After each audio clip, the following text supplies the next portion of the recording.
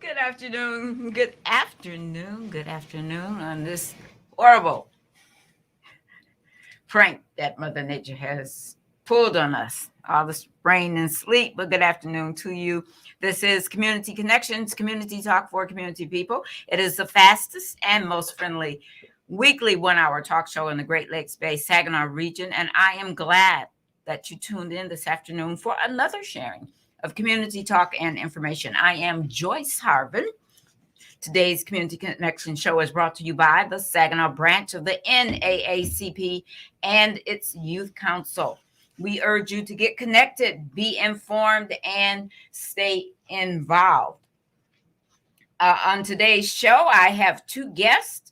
One is going to be calling me from Los Angeles, California. His name is Mark Casey. He is a writer director of a film that will be released in a few days. So he's going to be calling in. But I also have with me Wesley Spencer. He is the chair of the cultural committee with the Saginaw African Cultural Festival right here in Saginaw. He is with me as well. He's going to be my second guest, but I want to get you prepped up while we're waiting for Mark Casey to call in from LA to talk about that new film. I want to say hello to Wesley and welcome back to the show. How are you? I'm doing really good. It's great to be back. Good. You didn't have any problems getting here with this weather? It was ugly out, but Yeah, it definitely took my time. Yeah, me too. That's good. Wesley, you are here to tell us about Kwanzaa Yes. and the 7 principles. That's right. We're going to talk about that. While we're waiting, please tell us about your role in the Saginaw African Cultural Festival, what the festival has been doing. Give us a little information about the festival and then what you guys have been doing.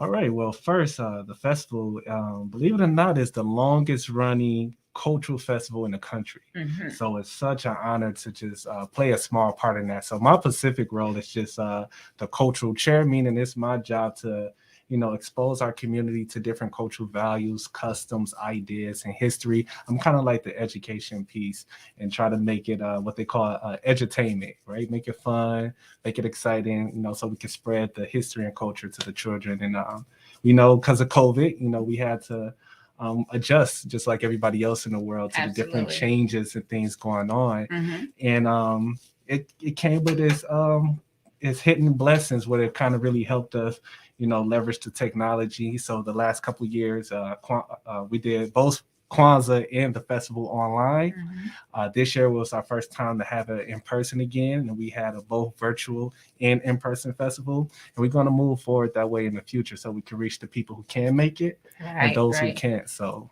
yeah. So how has that worked out in terms of reaching the youth? Right. So it helps a lot, right? Because everybody is online. Mm-hmm. So like some of the things that we did for Kwanzaa last year in the festivals, we had a whole online concert, which was really awesome. And we had lessons online and entertainment. So that really helped us reach a lot more people than we usually wouldn't reach. So it was great. So it's definitely been a blessing in helping us know how to move forward to continue this festival to go on for another 50 years. Another 50 years. Right. A lot of people don't really understand the impact of what you're saying in terms of how long this festival has been ongoing here in Saginaw. Yes. Not the largest one, but it's the longest one. Yes, correct. Over, what is it, 54 years now? Yeah. 54 years Amazing. of existence here.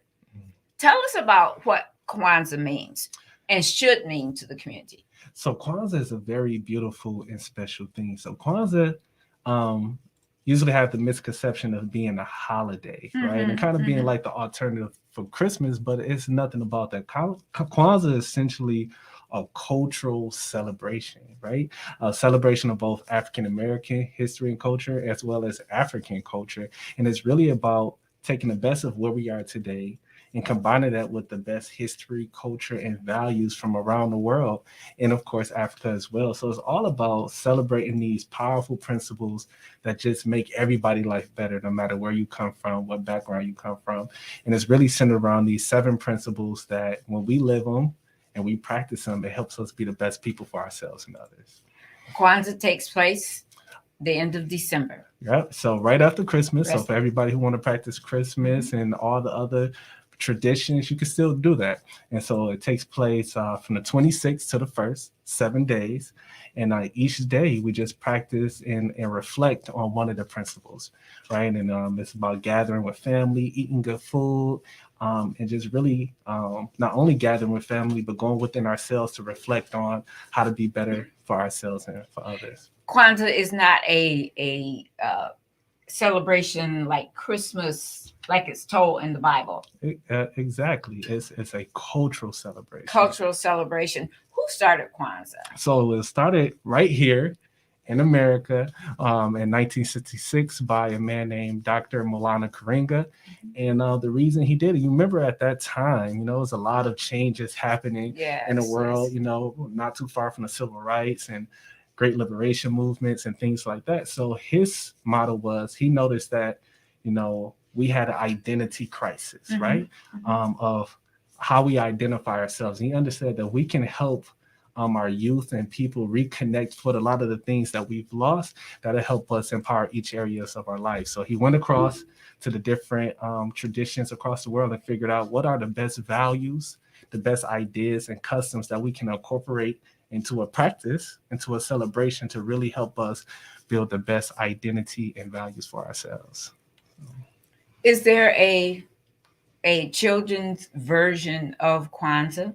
So I won't say it's a children's version of Kwanzaa, but I will say Kwanzaa is all built around children because it's all about sharing the values and making sure those values and customs pass on to the next generation. Okay. All right. You know what? My guest from across the country is calling in right now. Now, I want you just to hold up because I want you to talk about those 7 principles and explain what they are and how it feeds into our community. Yes. And how it's celebrated. We want to tell our listening audience about that.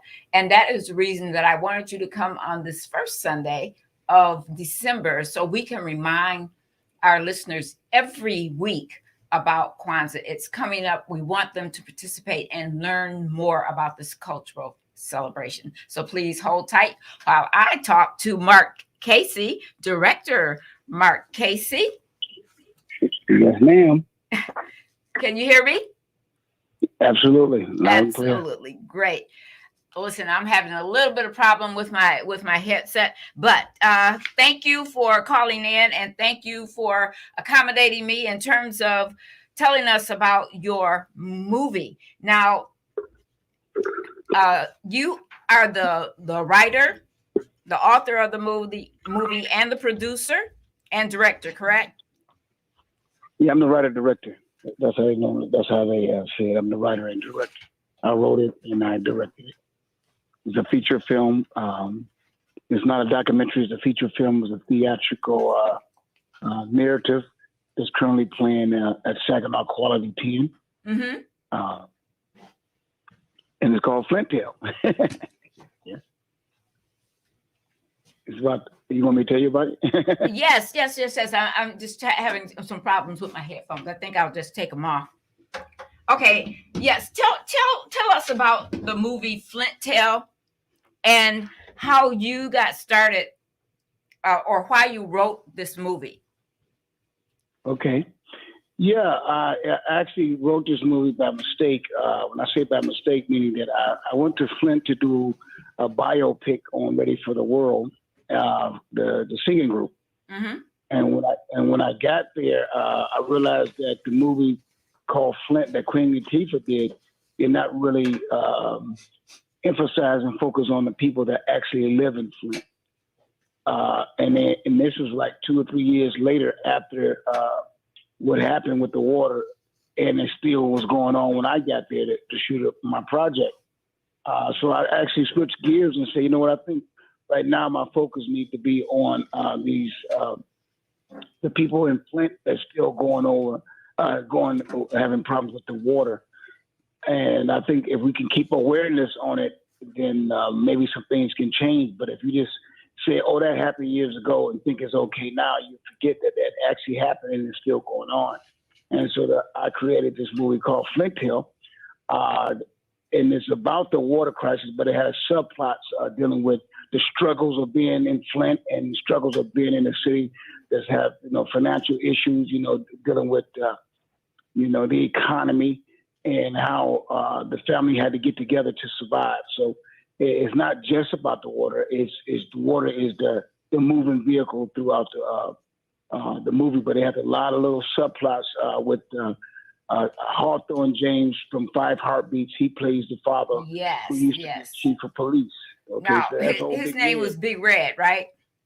Yes, ma'am. We want to make sure that everyone know who that is from the Five Heartbeats.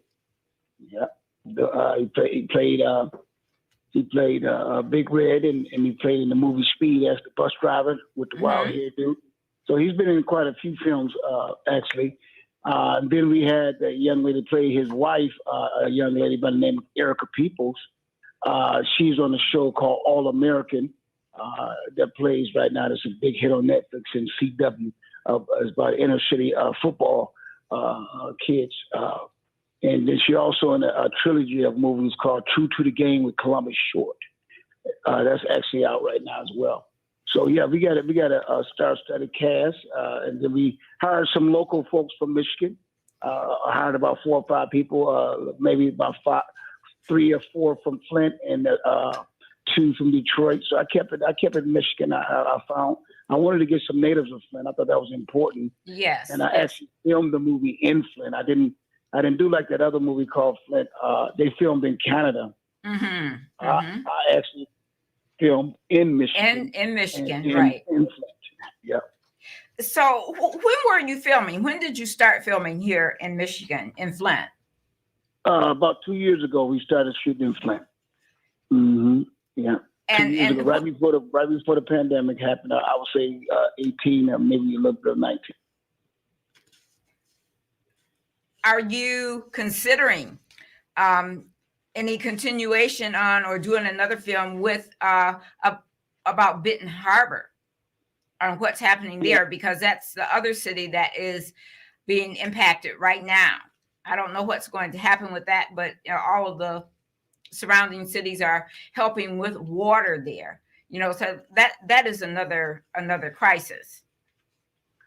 Yeah, I actually was in Benton Harbor 3 days ago. Okay. And, I was meeting with some folks to try to bring awareness to what they're having.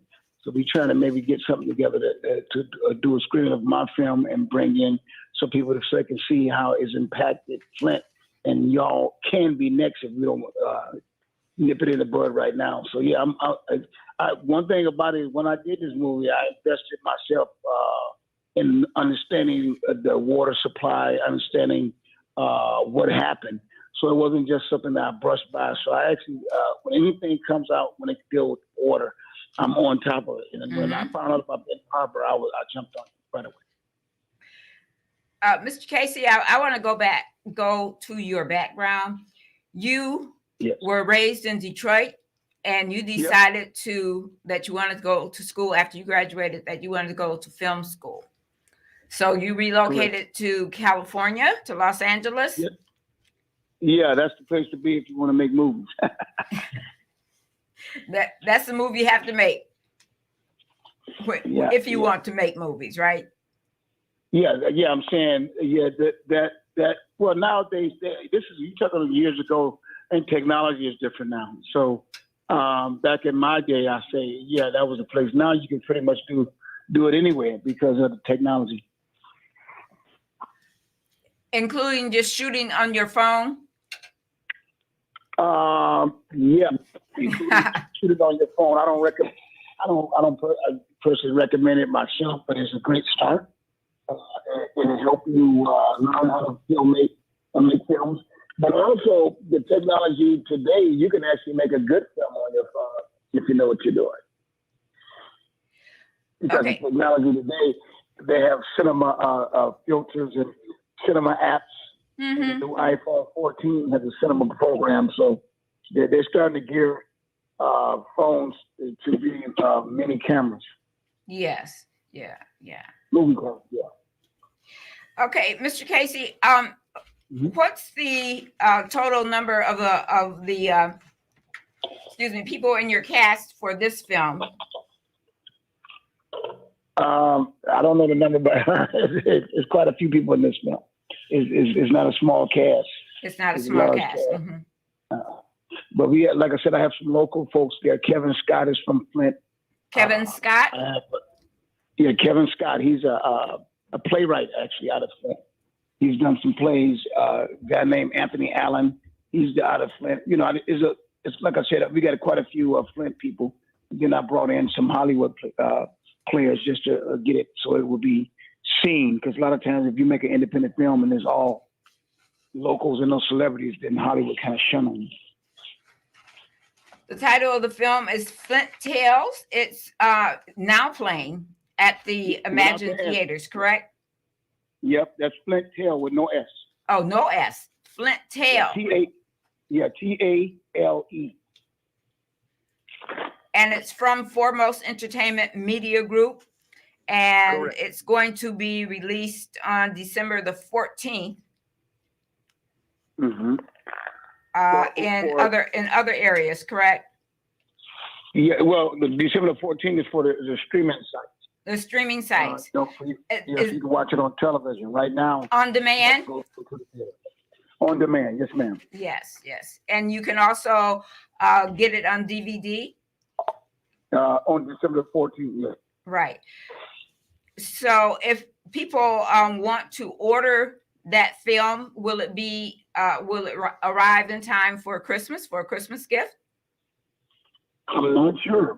There's always a possibility because you know how Amazon and all the move, they move kind of quick. Well, this is a very important film for this area. We sure want to do that. We're going to send this out to all of our networks here and make sure that they know about it. Oh yeah, and like I said, I brought it right there near you guys, so you have it to enjoy inside the theater itself, right there in Saginaw. Yes. The quality 10. Yeah. I believe the Imagine Theaters out of Birch Run has purchased that theater. So, and that's I don't know how many, 10 or 14 different movie theaters in there. Yeah, it's a real nice facility. Yes, Very yes, nice. it is. It's very nice. It's very nice. And that's owned by Imagine. You're right. Imagine did that. Imagine Theaters. Yes. Okay. Now, The Flint Tale is a film that brings back the light of the water crisis in Flint, Michigan, and it is written and directed by Mr. Casey, Mark Casey. How long did it take you to get this done? You said about 2 years. Did you have any problems, trying to do the film or getting the film ready in Flint as far as filming? Absolutely, because it got cold. It got freezing cold. And the actors I had from Los Angeles weren't used to the weather. So, they started getting a little bit disenchanted with working. Because if you don't see the big picture, sometimes you get, a lot of times we're in a hurry, just like fast food. We think it's going to happen right away. And so when we had to shut down a few times, I had to fly him back to Flint during the winter time. Like one time it was in November, I believe. And you can tell that the actors' energy changed because it's like, oh, wow, I'm freezing cold and we still shooting the same movie. So yeah, that's the challenge you get when you do independent films. The difference is with studio, they have a lot of money and then they normally don't shoot in places like, cold. They go somewhere in Canada, right, into a stage area and fake it like it's cold, So, like I said, I wanted this to be a homegrown Michigan project, and I wanted it to be shot in Michigan, in the location where the poisoning of this water happened. I thought that was very important that we get the people of Flint and the surrounding areas of Michigan to be involved in this project. We're very happy that you chose to film it here in the area where Flint and close to Saginaw. We're just 30 miles down the road, but we were very happy that you come to Michigan to do your production work. Absolutely. Yes, I've shot another film in Michigan as well called Detention Day that's currently on Amazon right now. And so I've shot in Michigan before. I guess this is my second film I filmed in Michigan. Very good, very good. So I'm glad that everyone is cooperating with you and your production company. Mark Casey, an American screenplay writer, director, and he is known for his critically acclaimed movie, Forbidden Fruits. He's from Detroit. We claim him as a homeboy. I forgot about Forbidden Fruits. I did film that in Detroit, so that's 3 movies. Yes. And that was about the Chaldean and Arabs. And I had Debo in it, the guy who just passed away in Friday. Mm-hmm. He plays the nemesis. Ella Joyce from Rock is in that movie. Yes. Keith David, that's on Greenwood. He's on that. Is it Greenwood or Greenleaf? No, it's called Greenleaf. He plays the pastor, Keith David. And he actually plays the pastor in Forbidden Fruits. That's where they got the idea from. Very good. Very good. You have worked with some very notable people: Keith David, Vivica Fox. You have a lot of names here. Who has been your favorite cast member, I guess, or star to work with? Now you're gonna put me on the spot. You have a lot of good names here. They all was a pleasure to work with, but they all bring their own talent and challenges, if you will, because by me being a independent filmmaker, sometimes coming from the Hollywood setting to independent can be a little bit daunting when it comes to money and the environment and the atmosphere. So, you have to have a project that they are interested in, because if it's something just for money, independent won't be the one they shoot, because they make a lot more money shooting in Hollywood.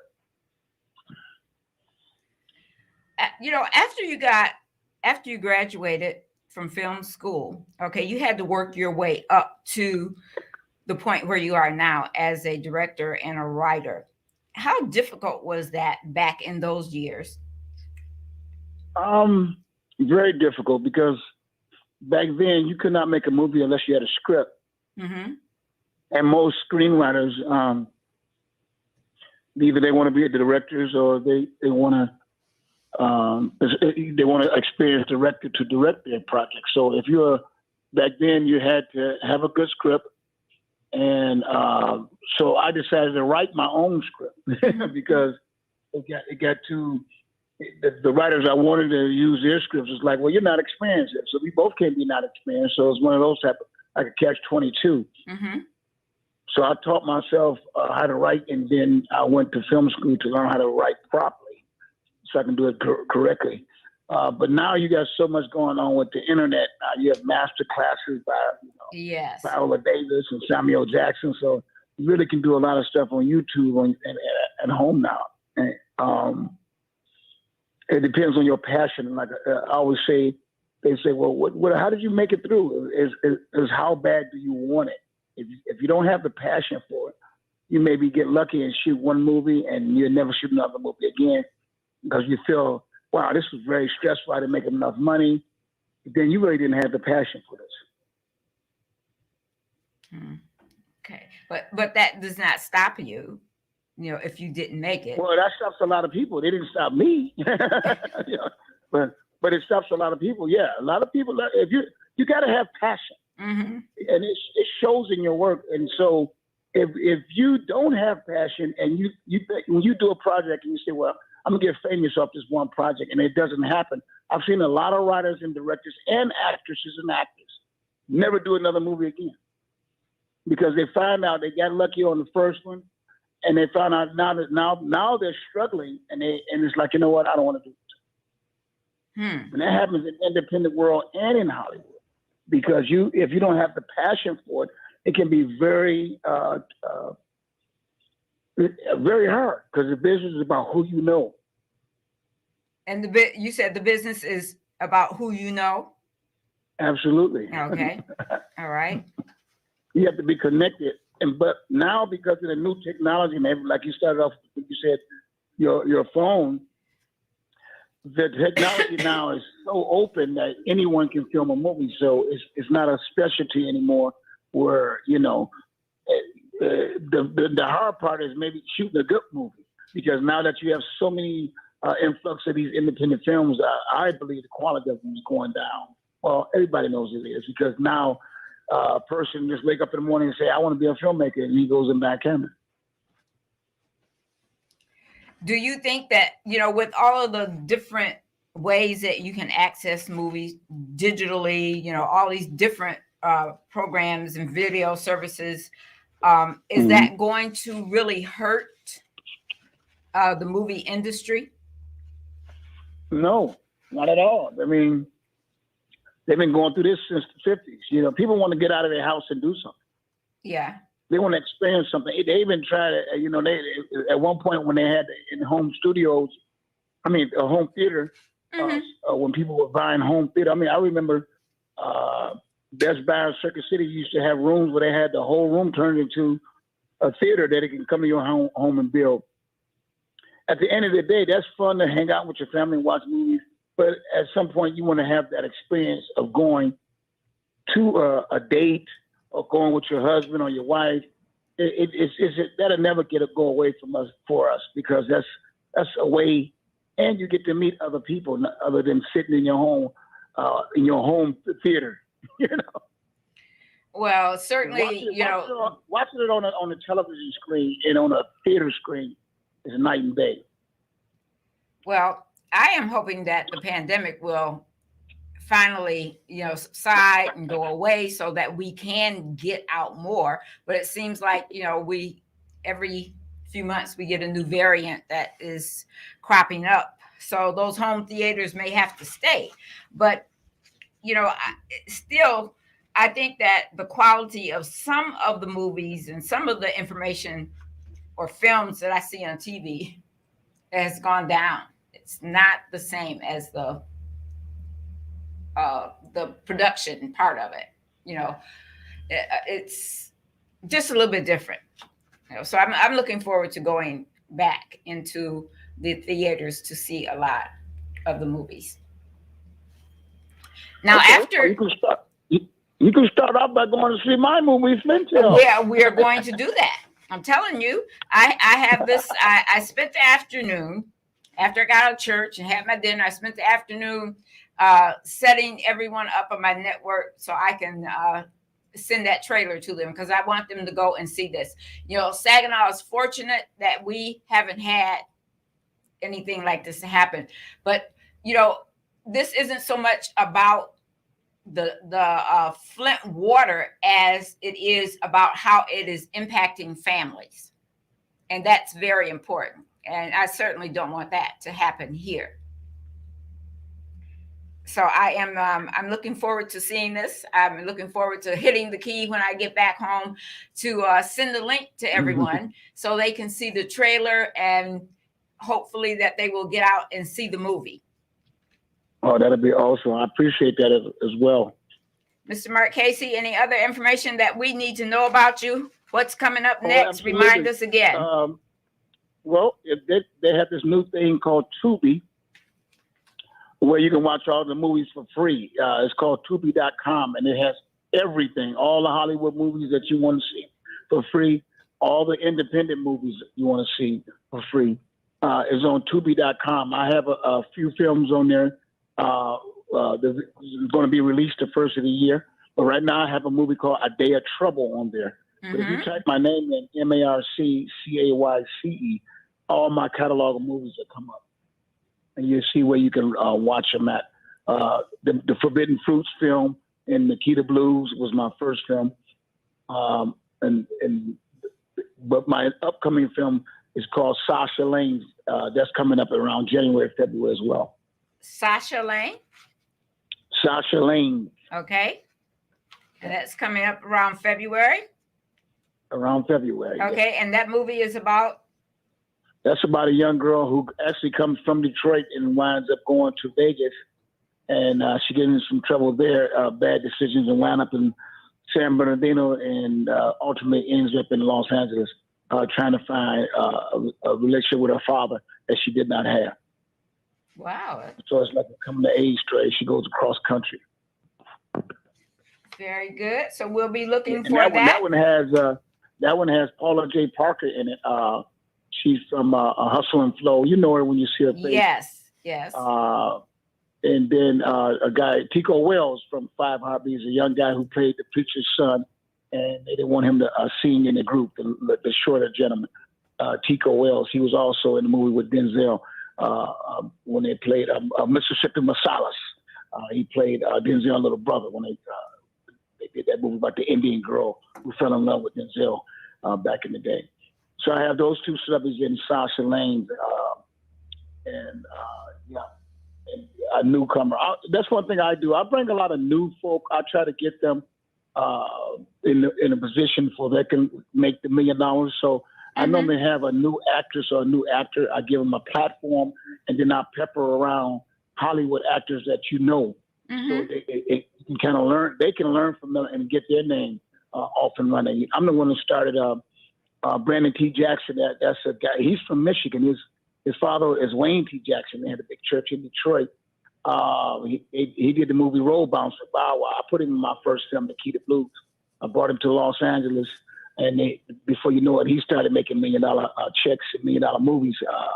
$100 million movie, Tropic Thunder, with Tom Cruise, and so you know anything can happen with the films I do, because I normally bring in, like I said, a newcomer. The young lady you're going to see this week in Flint Hill, her name is Takoya. She's brand new. This is her first feature film, and I brought her in to play the leading role. So hopefully you'll see her in her career go as far as those other folks that I have helped in my past. That's one of my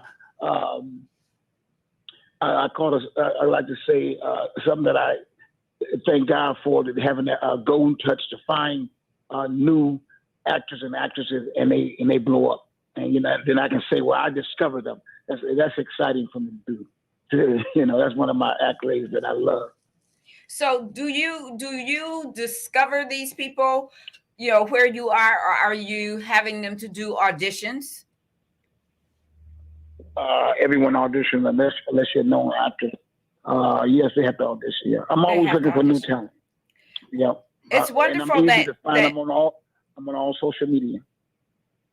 Okay, that you will take someone under your wing, to help them along.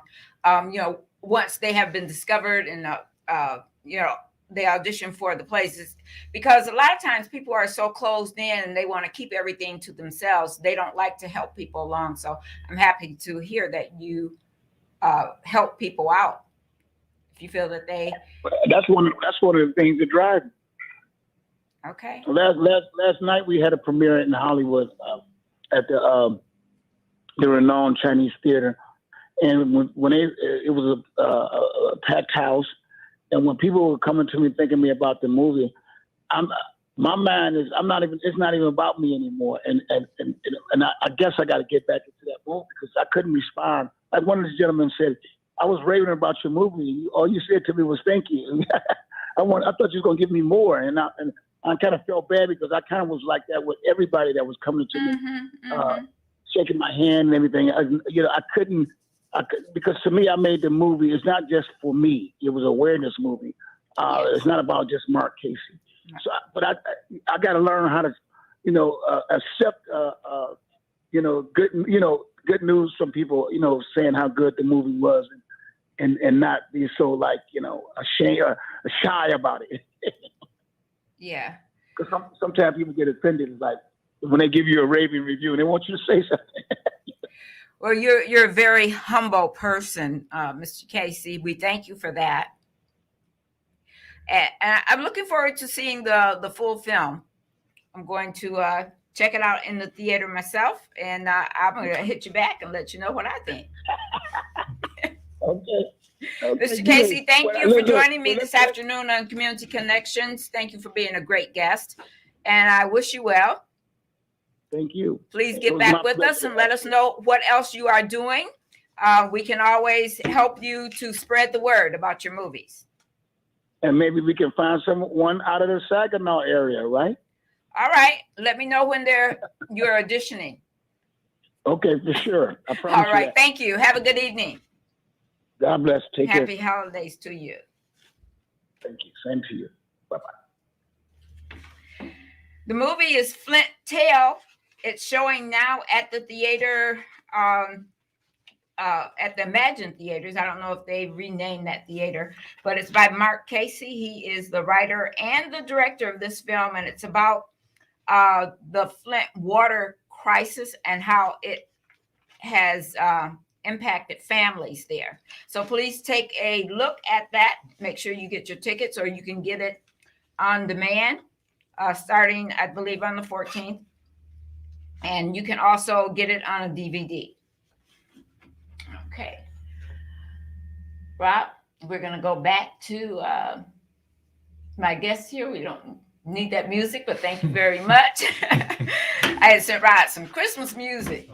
I got all my Christmas music together, but we're going to go back to you, Wesley, and spend the rest of the day here on Community Connections talking about Kwanzaa and the 7 principles. Okay, so where we stopped off at was about those 7 principles. What are they called? What do they mean to the family? And how can we mix that in with this celebration of Christmas at this time? Yes, yes. Or more than that, how can we use those principles all year long? Exactly. That's Yes. the point throughout our life, because they principles that that when we live, it just makes us better for ourselves and everyone. So the 7 principles are of Kwanzaa. We say them in Swahili, but I give you the English translation as well. But the first principle is umoja, which means unity. Right. And then the next one is kujichagulia, which is self-determination. Yes. Right. Powerful principles. Then we come to ujima, which is collective work and responsibility. And then we have ujamaa, which is ujamaa, which is cooperative economics. Then we move to nia, which is purpose, right? Having a purpose. And then we move into kuumba, which is creativity. And then lastly, but definitely not least, and probably most important, is faith.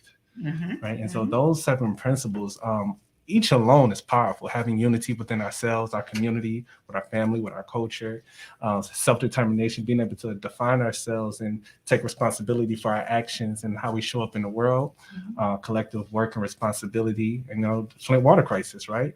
And how a lot of emerging leaders came out of just, wanting to help each other. Right, understanding that we all connected. And then we come to cooperative economics, understanding that, one beautiful way that I love looking at it is that, it is one sense is building shops together, building our communities together in the wealth, but also understanding that the wealth that you build, if that's the wealth of, money or even opportunity, is to share with other people, like the great guest that we just had. Got him a powerful position, and with that wealth of power, he wants to share that with other people. So a powerful example of that. And then we move into purpose, nia, and understanding that God give us talents to express ourselves out in the world. And the reason we have those talents is to uplift our communities, uplift our people and everyone else. So it's really understanding that your purpose that you want to do out there in the world, connected to helping other people, and uplifting your community and your families. And these are all the principles that we need for children, and as well as creativity, and faith. When you say help to uplift the community, if you would, give us some examples of each one of those. People know what being unified is, or to have unity, but how do we create that? Exactly. So with each principle? Yes, please. So and this is exactly how we practice Kwanzaa, right? So for each day, we look at these principles and we reflect on ourselves and see real life examples through our stories and different ways that we can show up better. Now you're talking about on December 26th when Kwanzaa starts. Yep. So on December 26th when Kwanzaa starts, we start with the moja and we work our way down through all the principles. And each day we celebrate each one, along with other practices of lighting candles and food and things. Tell us about that, because a lot of people don't know about Kwanzaa or what they do. They won't go get a book. Right. They won't go get a pamphlet. They won't look it up on their phone or YouTube. And Tell them right here on Community all Connections. right, so Kwanzaa is very simple. Essentially, on the first day, which is the day after Christmas, after we have all the presents and fun, the celebration can continue for the culture. And essentially, each day, we have something called a kanara, which is a candle holder, right? And there's 7 candles for the 7 principles and for the 7 days, right? And so essentially, on each day of Kwanzaa, we light a candle and we practice the principle of that day. And we do games around it. We have activities around it. And there's a lot of different cultural practices like setting up the table where we have all these different symbols on the table from the candle holder and the candles. Everything has a specific meaning, and it's all about getting the children to participate in these different practices so they can engage with their culture and these amazing principles. So essentially, it's just getting together, lighting these candles, speaking Swahili, because that's the universal biggest language when it comes to our culture that people speak all over the world. So speaking Swahili, wearing cultural wear, giving gifts to the children as well, but giving gifts that align with their nia, their purpose, With their purpose. what they want to do. So, food, music, celebration, things like that. Yeah. So there's nothing about buying gifts for people and exchanging gifts. Nope. It has nothing to do with the Christmas celebration. Yeah, it has nothing to do. It's actually more about and they recommend is if you can make the gifts. That's right. Right. That's definitely make the gifts. And it's definitely about a time about, going within yourself and being with your family, right? It's definitely not about and there's nothing wrong with gift giving, but it's definitely not the commercialism. It's about growth and development and celebration of family. So exactly. The other thing, a lot of people have flags that are red, black, and green. Okay, we have candles that are red, black, and green. Exactly. Explain what the red, black, and green means. Yes. On those flags. We put it on the Kanara. Exactly. Please explain that. So one of the many symbols that we utilize for our table for Kwanzaa is the flag, which is inspired from the Marcus Garvey flag and Pan-Africanism, which is definitely all what Kwanzaa is about. It's Pan-Africanism, meaning no matter where you are, if you in America, if you're in Britain, if you wherever, we're all one people, right? And so the flag has 3 different colors: black, red, and gold, just like the candles that we have on the Kanara. So the black, which will be the center candle, represents the people, right? And then the candles on one side, which are red, represents the blood that unites us all, which is that Pan-Africanism, right? And then the green represents the land of which we all come from. And so it's a lot of symbolism and interaction for the kids and for the families to really make that cultural connection. Very good, very good. And they can get this information online at the library. You have a book by Malana Karenga. He's been to Saginaw several times. I know. We had a lot, and I think as a guest for the festival, I believe we had a lot of big people throughout the years come to the festival. So that's amazing. And he was definitely one of them. And the cultural festival is one of our celebrations. Yes. That we do. Do you have any guests lined up so far? Do you have any information you can tell us? I don't have no sneak peeks just yet, but I do have something to share is that for this year and every, the past few years is that we actually have a community celebration for Kwanzaa. And so how the celebration is going to happen this year is on the 31st. We having a community celebration from 4 to 7 at the First Ward Community Center right here in Saginaw. And it's when we get together and just have a good time, eat food. We have speakers, we have activities for the children. It's all free to the community. And on the day after Christmas, the start of Kwanzaa, we're going to go online live on the Saginaw African Cultural Festival Facebook. And we're just going to be sharing lessons each day building up to our community celebration, just teaching about Kwanzaa and sharing stories. On the 31st. Correct. And again, this is a free event for the community. You can come out, bring your family, bring grandma, right? Bring grandpa, nieces, nephews, the babies, and celebrate this not only this year, but the following years to come. Exactly. Okay. It's a celebration that is very family oriented. Exactly. For the family and for the entire community. Yeah. Okay, very good. tell us about the makeup of the Saginaw African Cultural Festival, the committee, your chairman, Yeah. and how people can get involved. So with the festival, we have different chairs and different positions that that people can align themselves with to have an impact in the community through the festival. So we have the cultural chair, which is me, is creating all the activities to really communicate the culture and the history and different activities. We have the vendor chair, so cooperative economics, right? So helping people be entrepreneurs and start their businesses in a way that's affordable, so they can share their gifts and things with everybody else, right? And then we have the grounds committee, and that's just helping everybody get things set up for just that wonderful day of setting up the stage and getting people from the community, youth from the community, to come out and get this cooperative economics and some of these values in play.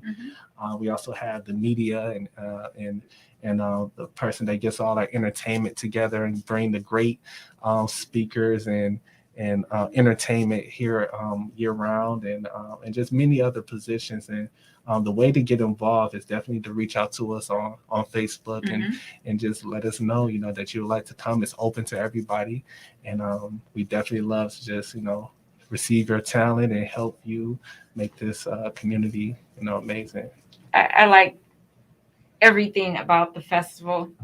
I especially like the work that is done by the chairs of the children's tent. Oh yeah, definitely. They do so many arts. John Turner, is it? Yeah. John Turner and Miss Diggs. Miss Diggs, yes.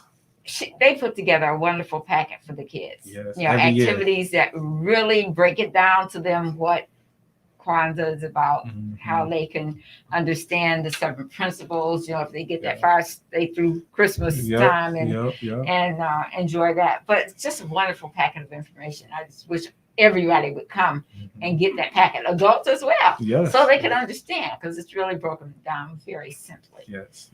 They do a very good job. And your president. Yes, Ralph, amazing. Yes. Ralph Martin, amazing president, great leader, so much love. And he just, in the midst of all the changes of COVID and all the ups and downs, with his spirit and his love definitely has been guiding us. And we're very, very thankful for him. And it's been amazing. Who else is on the board? I know that.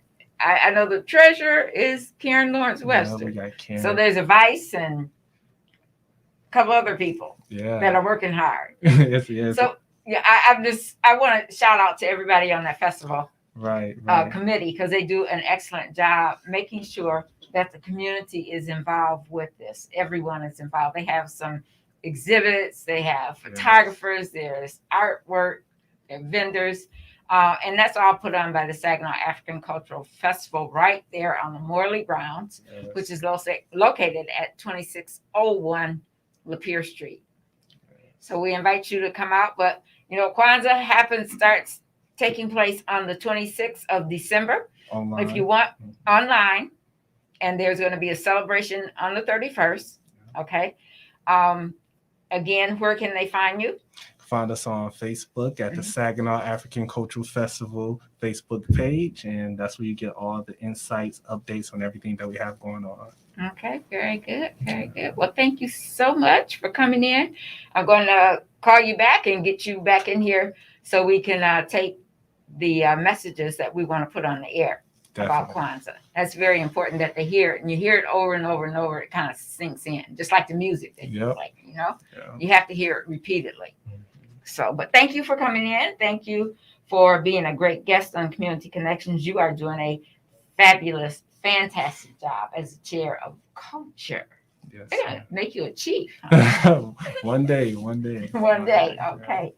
Very good. So we want to say thank you to everyone with the Saginaw African Cultural Festival for keeping us up to date with what's going on in this community. Again, it's the largest and longest, not the largest, but the longest ongoing festival in the country. So be proud of that, Saginaw.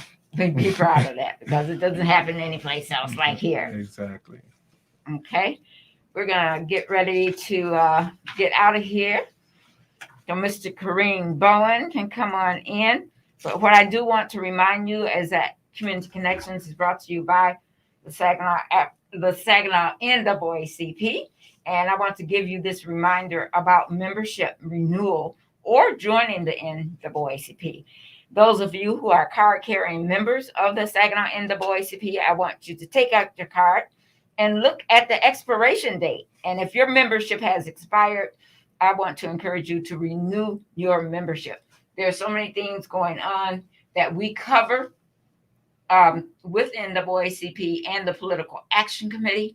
Right now, there is a campaign for decline to sign. Anyone that's standing outside of a building trying to get you to sign one of those forms or petitions about helping you to vote better, that is not well, okay?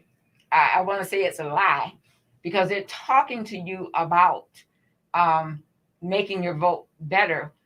And what they're trying to do is to take your vote away from you. So decline to sign. Don't sign it. Don't even try to read it. Go to the library and read it, okay? Bob holds up his finger for the 1 minute count. So I want to say thank you to everyone, but please get that membership in, renew your membership. And if you're not a member, get a membership. It's only $30 a year. And you can find membership information at the Saginaw NAACP website, SaginawNAACP.org. Okay. And visit their Facebook page as well for any programs that we've had in the past couple of months. They're up. And then, last but not least, tune in next Sunday for Civic Sunday. We'll have another great guest here to talk about how you can stay involved in the community and with your local government. Okay, it's a Civic Sunday. So thank you for listening, and I'll see you next week at 5 o'clock. You're listening to Community Connections, Community Talk for Community People. My name is Joyce Harvin, and I'll talk to you next week.